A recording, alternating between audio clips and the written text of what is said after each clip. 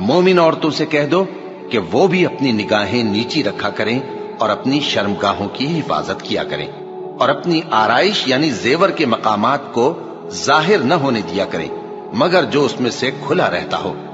اور اپنے سینوں پر اوڑھنیاں اوڑھے رہا کریں، اور اپنے خاوند اور باپ اور خسر اور بیٹوں اور خاوند کے بیٹوں اور بھائیوں اور بھتیجوں اور بھانجوں اور اپنی جیسی مومن عورتوں اور لونڈی غلاموں کے سوا نیز ان خدام کے جو عورتوں کی خواہش نہ رکھیں، یا ایسے لڑکوں کے جو عورتوں کے پردے کی چیزوں سے واقف نہ ہوں، غرض ان لوگوں کے سوا کسی پر اپنی زینت اور سنگھار کے مقامات کو ظاہر نہ ہونے دیں، اور اپنے پاؤں ایسے طور سے زمین پر نہ مارے کہ جھنکار کانوں میں پہنچے اور ان کا پوشیدہ زیور معلوم ہو جائے۔